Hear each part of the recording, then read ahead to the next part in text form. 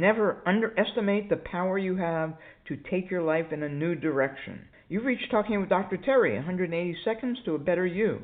Message number 205. I'm Dr. Terry Wurzbacher. This quote is by Germany Kent, and although I've never heard of her, the quote is meaningful to me and it can be very powerful for you. So let me say it again. Never underestimate the power you have to take your life in a new direction. If you're a cautious person, you've probably already stepped back, so to speak, from this idea. Not me, you might be saying, as you begin to rattle off the reasons this quote doesn't apply to you. But that's all they are, they're reasons, and in this instance, that's a polite way of saying excuses. No matter what's happened in your past, you do have the power to take your life in a new direction. You just have to decide that you want to go in a different direction, what the direction is, and why you want to go there. Sometimes, though, you're lucky and the universe is the one who decides for you. It may be tired of waiting for you to make the move or make up your mind, and it's just going to take the bull by the horns. I've had that happen to me, and actually it's for me, not to me. Here's an example of how it might work and how you just need to eliminate as much resistance as possible. I'm an author, even though that sounds pretty pretentious. But I like one woman's work a lot. She's pretty well known in the writing field.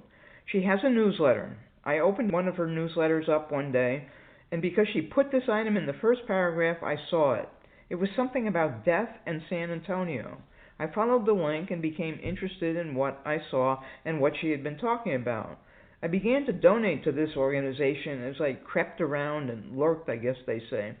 And this established some sort of relationship, at least with the CEO there. Then I learned more and decided to take the Death Doula class, which you've all heard about.